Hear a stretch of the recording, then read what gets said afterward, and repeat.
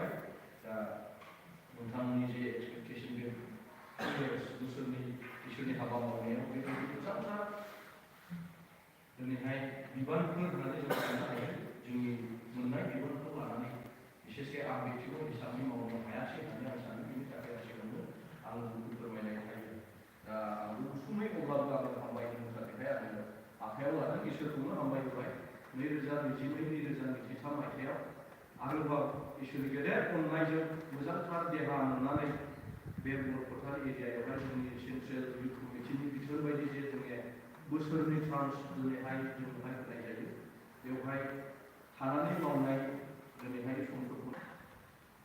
इसोरनि जे बिसा जों लाइमोनफोरजोंहाय लोगो लानायावहाय दिनैहाय मोजांथार देहा मोजांथार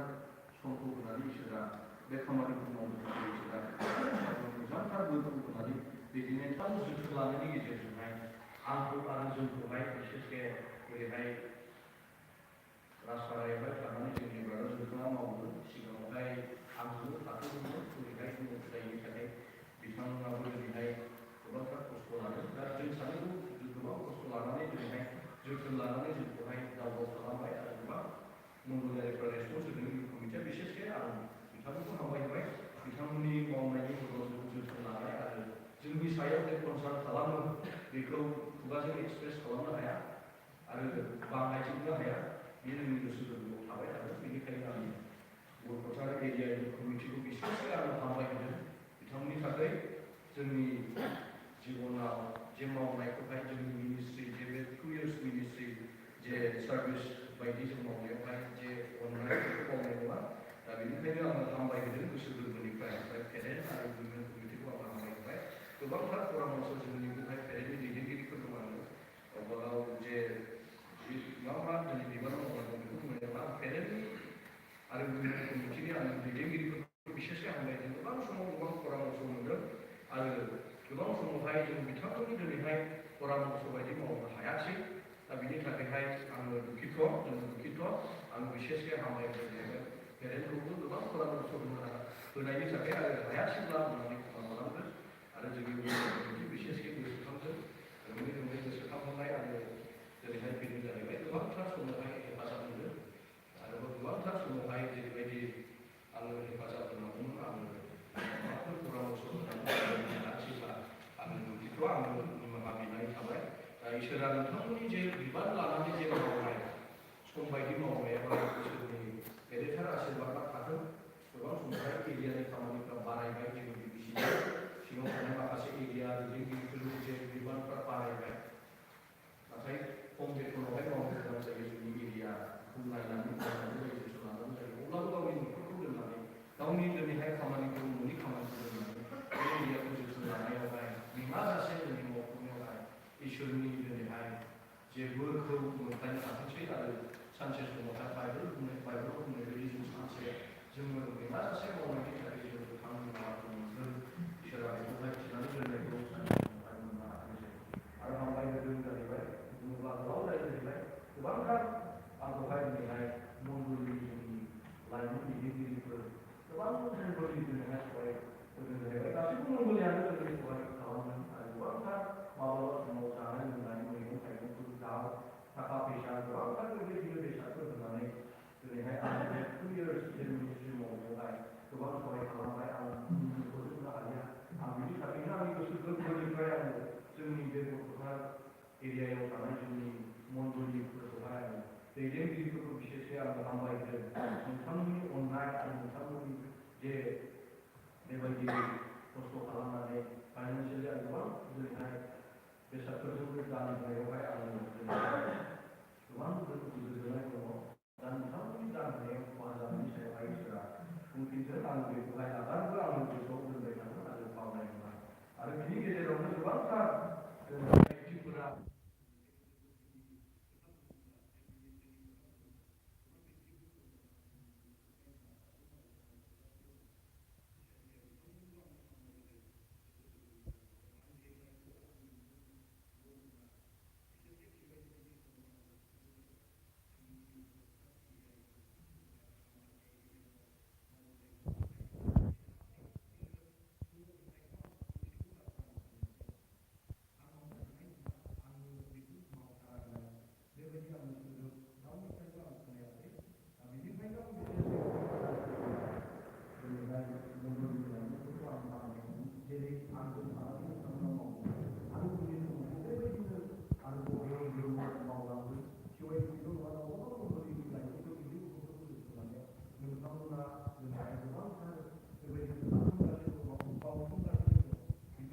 जोथोन लानायावहाय फेलें खालामाजासे जोंनि उन्दै गथ'फोरखौ जोथोन लाफानो थाखाय आरोबाव इसोरनि बोरजोंहाय दैदेनलांनो थाखाय आङो खावलायनाय थाबाय। बिसेसके हामबाय होदों जोंनि मानगोजाथाव एरिया फार्स्टआव दा सफैयाखै दा जोंनि आदै मादेस्वर दा बिथांखौ आं हामबायदों गोबां परामर्श आङो मोननो हादों बेनिखायनो दा बिथांखौबो आङो गैयाब्लाबो आङो बिसेसके आङो हामबायहोनाय थाबाय। दा बिथाङाबो माबा मोनसे खुगाफोरजों आरो माबा मोनसे एक्सनजों दुखु दंबायब्ला बिथांखौ बिथाङा निमाहा होदों आरो जोंनि फास्टर सुशान्त आदाखौबो हामबाय होदों। बिथांनि गेजेरजोंनो जों गोबां समाव परामर्श मोननो हाबाय आरो बिथाङाबो गावनि मिनिस्ट्रि मावनायावहाय दिनै जोंखौ अननायजों जोथोन लानो थाखाय आङो दिनैहाय हाथोंसै बेखौनो आं खालामदों इसोरा बोर होथोंसै आरो माबा मोनसे बिथांनि सायावबो जुदि गोरा बाथ्रा बाहायफ्लाङोब्ला आंनि मोनसे बे आखु दङ सोरखौबा गिदिरब्लाबो बेबायदिनो गावनि दिन्थिफुंनो दंखायनाय आरो उन्दैसिनफोरखौथ' बेबायदिनो आं खेला देमालि दावनाय आं बांसिन आङो गाबज्रियो बेनिखायनो आङो मास्टारखौबो आङो माबा मोनसे दुखु खालामोब्ला आङो निमाहा होनो थाखाय खावलायनो थाखाय गोदो सोलोंथाइ गोबां समावहाय आं बिथांनिफ्राय गोबां हेफाजाब मोनो जेब्लानो बिथांजों आं थायो गोबां समावहाय आङो माखासे समाव बिथांसिम भिजिट खालामनायावबो आङो बिथांखौ लानो थाखाय दायथ' होदों जेब्लानो बिथांजों आङो दिनैहाय बेबायदि प्रग्रामाव बाहागो लायो बिथांखौ आं दायथ' होयो गोदान गोदान आं पइन्टफोर गोदान गोदान मोनसे आङो नलेजखौ आं मोननो हायो गियानखौ मोननो हायो दा बिथांनि सायावबो आं माबा मोनसे जुदि उसुबिदा रावफोर आरो सोंखारिनाय रावफोर बाहायजाथाव रावफोर आं बाहायनोब्ला बिथाङा निमाहा होगोन आरो बिसेसके हामबायहोनो जाहैबाय जायखौ आं जेब्लायबो मोनलायो दा बिबोनां जायो सायना बसुमतारी नांगौ समाव बिथाङा आंखौहाय दिनैहाय मा होनो हेफाजाब खालामो दा बिथांखौहाय आङो बुंबाय थायो दिनै हामबायहोजोबनाय बिथाङा बे फैबायबो थांफिनबाव खानांगौ बिथांखौहाय आं गोसो गोरबोनिफ्राय न'खरनि जानानै आरो जोंनि एरियानि कमिटिनि जानानै आरोबाव आं हामबायहोदों जेब्लायनो नांगौ जायो बिथाङा न'खर नङा फिसा दङ बेखौहाय मिथिया आरो बियो डाइरेक्ट बियो बेबायदिनो लामा गाज्रिब्लाबो फैनानै आंखौ मदद खालामफैयो दा बुंना बुंब्ला गोबां दङ बेनिखायनो आङो बेखौल' आं बुंनो सानो जाहैबाय जे जोंनि एरियानि कमिटि गोबांथार दिनैहाय खस्थ' लानानै जोंखौहाय जोथोन लानानै मदद खालामबाय दा बेल' बे एरियानि कमिटिनि सिङाव जों मावगासिनो दङ सोरखारनि सिङाव जों मावगासिनो दङ गोबांथार लाइमोनफोरखौ जोथोन लानांगौ दंमोन जोथोन लानो हायाखै गोबां समावहाय दिनैहाय जेरैबायदि जोङो लिंहर जादों बेवहाय रेसपन्स होनो हायासै आङो बिसेसके आङो बेनिखायनो आङो निमाहा बिनाय थाबाय दा नोंथांमोननि बेबायदिनो आसा खालामनाय समफ्रावहाय जुदि आङो सहैनो हायाखैब्ला अननानै इसोरनि मोखांखौ नायनानै क्षमा खालामदो दा बेल' आंनि नोजोरा दा हानायखिनिखौ मावनो नाजागोन आङो दा सरलपारा एरियायावहाय थांनायसै क'क्राझार दि दा बेवहाय मावनायावहाय गोबांथार मानसि दङ मावनायावहाय प्रार्थनानि सहायनांगौ बेनिखायनो नोंथांमोननि मण्डलि आरो नोंथांमोननि जे लाइमोनफोरनि थाखाय मेङाजासे मावफुंग्रा जोंनि दैदेनगिरिफोरनि थाखाय जोंबो प्रार्थनायाव गोसोखांबाय थानोसै गोबांथार बेबायदिनो प्रार्थनानि सहाय मोनबाय आरोबाव नोंथांमोनखौबो जोंनि थाखायहाय न'खरफोरनि थाखायहाय आर'जआव गोसोखांबाय थानो थाखाय आं खावलायनाय थाबाय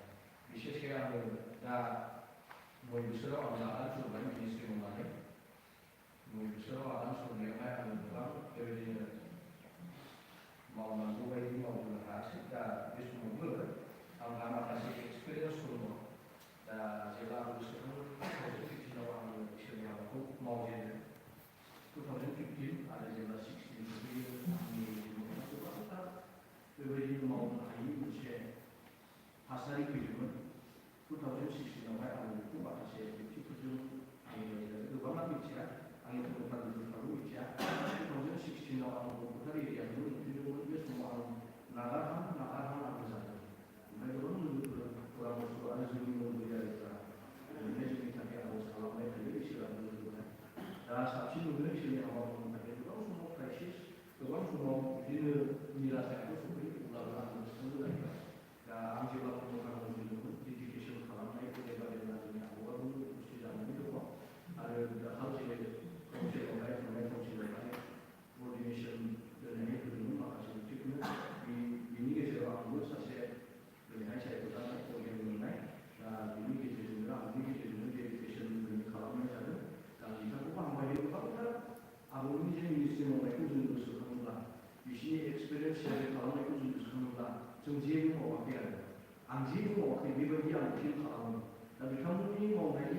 जोङो दा बेनिखायनो आबौमोना दिनैहाय गोबां मावलांबाय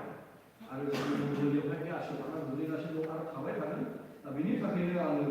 बेबायदि निराशानि समावहाय आर'ज खालामफ्लायबाय थानो थाखाय आं बयखौबो खावलायदों जेन' बेबायदिनो प्रार्थनानि दिनैहाय जे बोलोजोंहाय आरो प्रार्थनानि जे फोरजोंहाय इसोरनि हाबाखौ फैबाय थानाय दिनफोरावहाय मोजाङै मावलांनो हायो दा बिसेसके माबा थाबावनाय बेबायदि हामलायोब्ला जुदि सोरखौबा हामलायोब्ला आङो मावलांबाय मावनानै निमाहा होगोन बिसेसके आं हामलायबाय जोंनि प्रधान एरियानि कमिटिनि दैदेनगिरिफोर नोंथांमोननि मावनाय आरो मोनसे कम्बिनेसन बेबायदिनो लोगो लालायनानै मावनायखौ बावनाय नङा दा लागारबो नोंथांमोननि दिनैहाय जे खुलुमगानाय परामर्शफोराव आं गोसोआव थाबाय थागोन आरो बे बाथ्राखौ आं मालाबाबो मावनाय नङा बेनिखायनो आङो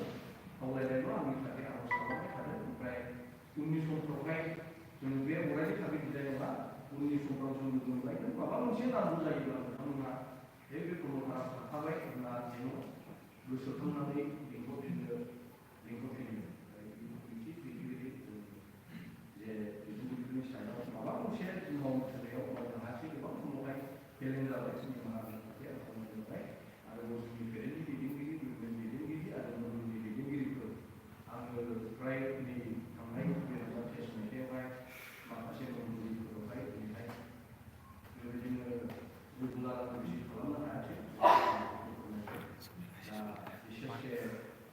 बेबायदि लेखिंनि थाखाय आंखौहाय निमाहा होगोन आरो सोरखौबा हामलायनो बावबायब्ला निमाहा होगोन इसोरखौ आशीर्बाद इसोरनि दिनैहाय जेबो इसोरनि दिनैहाय माने हेफाजाबा नोंथांमोननि एरियाखौ दैदेननाय मन्दिरखौ दैदेननाय गथ'फोरखौ खांनायाव बाहायबाय थानोसै दा बेनिखायनो आं मोनसे लज थानायावहाय बाइबेल फरायनानै कमन बाइबेल वर्स फरायनानै आं होनो सानो गालाथियानि 6:8-9 आङो फरायनो गावनि मोदोमनि थाखाय फोग्राया मोदोमनिफ्राय जामलांनायखौ हागोन नाथाय जिउनि थाखाय फोग्राया जिउनिफ्राय जोबनो गैयै गोथांखौ हागोन गाहामखौ मावनो जोङो दामे मानोना नागाराजासे मावथायब्ला जोङो गावनि बोथोराव हानानै बुथुमगोन बेनिखायनो जोङो खाबु मोननो बायदि बयनिबो थाखाय गाहामखौ मावनो आरो बांसिन जोंनि फोथायनायनि न'खरफोरनि थाखाय गाहामखौ मावनो जेब्लाबो गाहामखौ जों मावनांगौ फोथायनायाव गुबुन गैयै जोंनि मन्दिरफ्राव लाइमोनफोर गोबां समावहाय गोबां एडिक्सनफोरजों रेडि खालामजानाय टाइप एडिक्सन बेफोरावहाय दिनैहाय गोग्लैबाय बे जोङो मावफायो मस्ट जोंनि दिनैहाय लाइमोनफोरखौ दिनै मोजां जोंनि इयुननि साननि स्कुलनि दैदेनगिरिफ्रानो हमनानै गावबा गाव दिनै मन्दिरनि गथ'फोरखौ दिनै खांनो थाखाय आं खावलायनाय आं दा बयनिफ्राय बुंबाय थादों 9 years जाबाय मावगासिनो दङ दा आंनि इसोरनि हाबा मावनायनि गुबै उद्देश्यआ आङो बाख्नायजाथों गोबां बेबायदिनो गिदिर बाथ्रा बुंनाय माबा मोनसे खामानि मावनायनि गेजेरजों आं हामलायजानांगौ नङा आं इसोरनि गुबै खामानि मावनायनि उद्देश्यआनो आं बिसिबा फेरफुलै इसोरनि हाबाखौ मावनो हायो बिसोर आंनि आशा बेनिखायनो इसोरनि सिगाङाव फोथायजाथाव जानानै बिनि खामानिखौ मावलांनायावहाय जेन' इसोरा बोलो होयो नोंथांमोनाव आरो आर'ज खालामनांगौ आंनि सुंद' बिदिखौ एरै बुंनानै थाबाय हामबायसै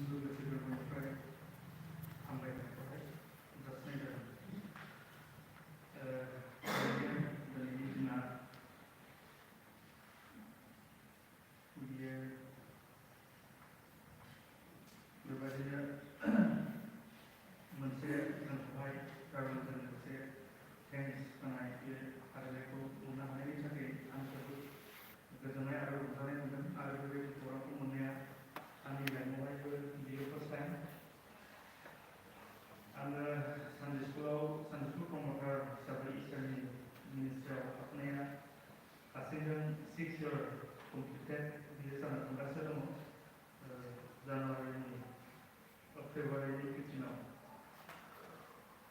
दा बे सय बोसोर कमप्लिट जे इसोरनि हाबा मावनाय बांसिनै आङो बरपेटा एरियाखौनो बांसिनै मोननो हादों जेब्ला आङो 2018आवहाय फार्स्ट टाइम मिनिस्टार जादों बे समावहाय आङो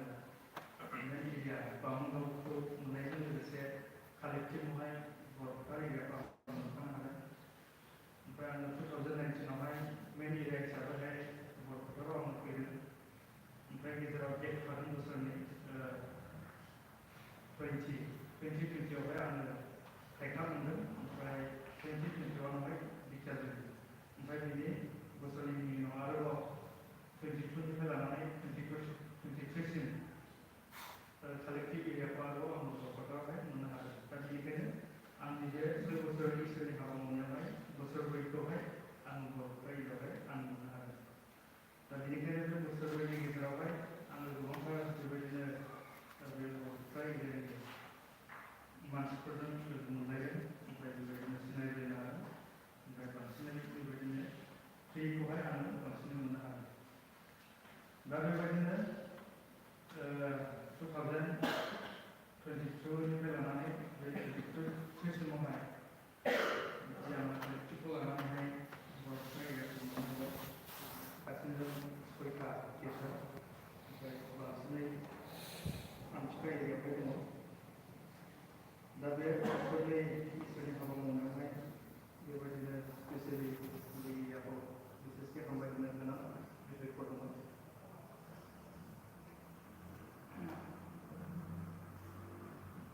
दा बे बोसोरनि कालेक्टिभ सार्जासखौ लानानै इसोरनि हाबा मावनायावहाय बेबायदिनो बरपेटा एरियानि बेबायदिनो दैदेनगिरिफ्रा गोबां समावहाय बेबायदिनो सापर्ट खालामो बेनिखायनो आं नोंथांमोननिसिम गोसो गोरबोनिफ्राय हामबायनाय जासियो साबायखर बावो ओमफ्राय बेबायदिनो बे बोसोरनि गेजेरावहाय जिखुनु इसोरनि हाबाखौ जोङो स्टेसनाव थानानै मावनांगौ होननाय बादि बोसोरनि गेजेरावहाय बेबायदिनो सिगांनि समावहाय जों कालेक्टिभआव गोग्लैनाय प्रमटारफोरखौहाय दोननो थाखायहाय बेबायदिनो जायगाफोरखौ मोननो हायाखैमोन ओमफ्राय बेबायदिनो जायगाफोर मोनैखौ उसुबिदाफोरखौ नुनानै अरेलदास पारायावहाय बेबायदिनो गार्डोन बिकासमोना गोबांथार अननायनि गेजेरजों गावसिनि जि न' दङ बेखौहाय थानायनि थाखाय जायगाखौ हगारनानै होनाय जादों बेनि थाखाय आं गोसो गोरबोनिफ्राय हामबायनायखौ जासियो बिथांमोना बे न'खौहाय गावसिनि गुबुन मोनसे पार्पसनि थाखायहाय बाहायनो थाखायहाय बेखौ लुनाय जादोंमोन नाथाय जोंखौ दोननो जायगा मोनैयावहाय बेबायदिनो गावसिनि बे थानाय बे न'खौहाय जोंनो हगारनानै होदों बेनिखायनो आं हाजासे हामबायदों आरो लोगोसे बे जायगायाव थानानै बेबायदिनो आङो स्पेसियेलि बांसिनै गोबांथार बेबायदिनो गावसिनि न'खरावनो थायो जायो उन्दुयो होनोब्लाबो जेबो गोरोन्थि गैया गोबां समाव आं बिफांनो बांसिन ओंखामखौ जायो ओमफ्राय उन्दुनायाबो माब्लाबा समावहाय बिसिनि न'आवनो जायो बिसिनि न'आवनो उन्दुयो बेबायदि आं नुबोनाय जादों बेनिखायनो स्पेसियेलि आं बे न'खौहाय मोनसे दा बेबायदिनो बे बोसोरनै इसोरनि हाबा मावनायावहाय बेबायदिनो आंनि आखायाव जेसेबां गोग्लैनाय मण्डलिफोर दङ बे मण्डलिफ्रा गोबांथार अननायजों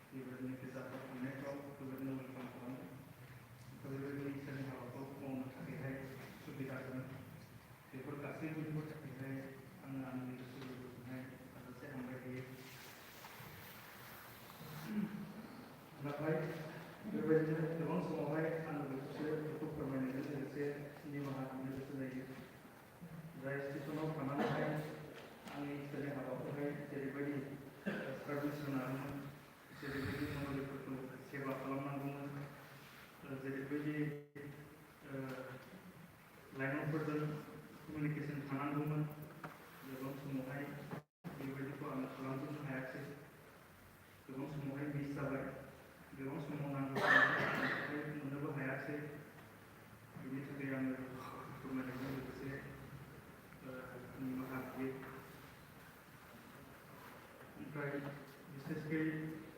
गोबां समावहाय मिस जानायफ्रा बेबायदिनो गुबुन बेबायदिनो एरियाफोर थाहैनायनि गेजेरजोंबो मिस जाबाय माब्लाबा समावहाय गेप्सआ जाबाय बेफोरनि गेजेरजों नांगौ रोखोमनि समफोरखौबो होजोबनो हायासै मोननै एरिया रायज्लायनायनि थाखायहाय बेनिखायनो जाहाथे गासैबो गोरोन्थिफोरनि थाखायहाय निमाहा होयो आं बेखौहाय खावलायनाय जाबाय दा आङो बे गसंनायनि गेजेरजों नोंथांमोनखौ जेरैबादि हामबाय होननानै बेफोरबायदि गोदै बाथ्रानि गेजेरजों रावनि गेजेरजों हामबाय होनो थाखाय आङो बाथ्राखौहाय हानो थाखाय मोनजोबनाय जायासै गोदै रावफोरजों बेबायदिनो हामबाय होनो रोङासै गोबांथार व्यक्तिफोरखौ गोबांथार न'खरफोरखौ गोबांथार मण्डलिफोरखौ हामबाय होनो गोनां दङमोन नाथाय गासैखौबो आङो मुं हारियालाबा बेबायदिनो एसे जेनेरेल बयनिसिमबो आंखौ सापर्ट होनायनि थाखाय बेबायदिनो अनबोनायनि थाखाय दाव खालामबोनायनि थाखाय आं हाजासे गोसो गोरबोजोंहाय हामबाय होयो आरो लोगोसे आंनि बे बोसोरनि मावनायावहाय जेरैबादि आङो सार्भिस होनांगौमोन बेबायदि होनो हायैनि थाखाय जेरैबायदि लोगो लाजेनांगौमोन बेबायदि लोगो लालायनो हायैनि थाखाय बे गासैबो कमिउनिकेसन गेप जानायफोरनि थाखाय बा मावफुंनो हायैफोरनि थाखाय आङो निमाहा बिनाय जाबाय आरो लोगोसे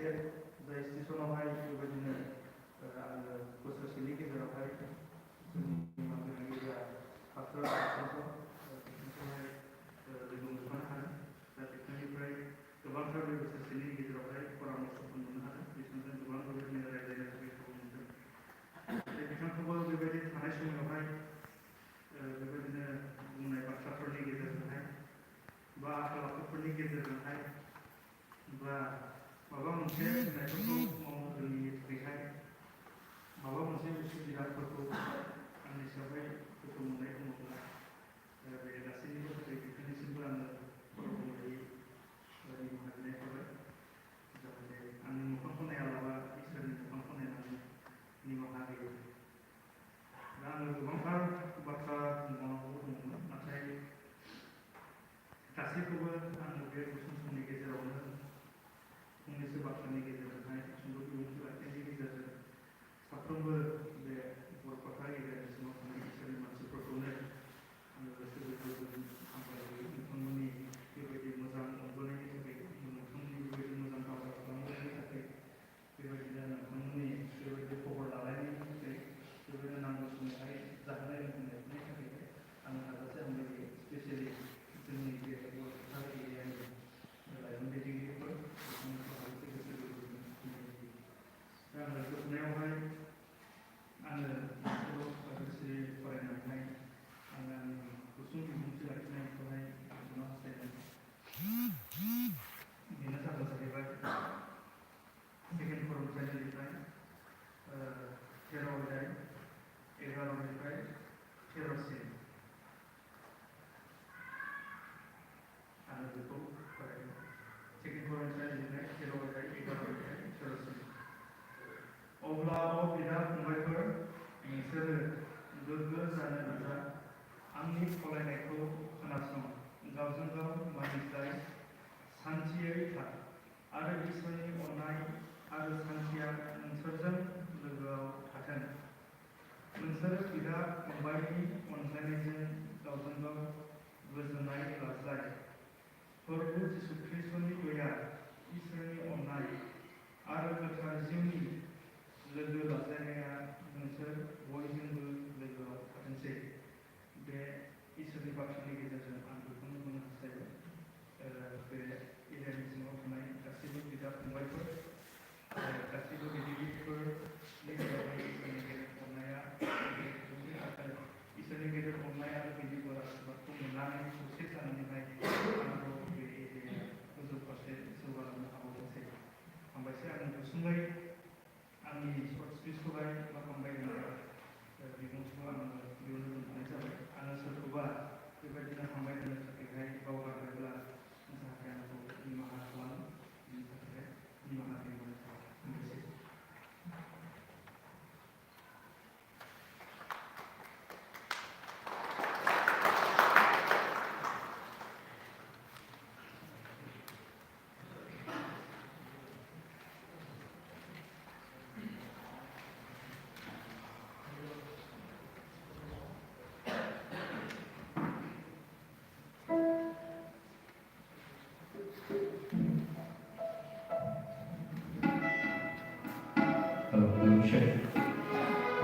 बे हान्जा समनि थाखाय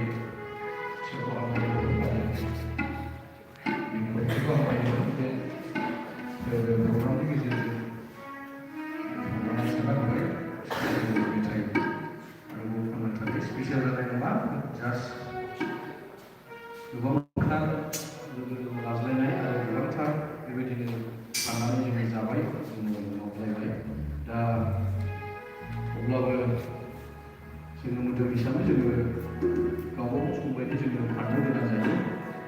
दा बिदाय होनायनि मेथाइ जानाय नङा आरो इसोरखौ जे नागारनानै जोंहा रावबो गैया जों गोबां समाव निरासा जायो बे समाव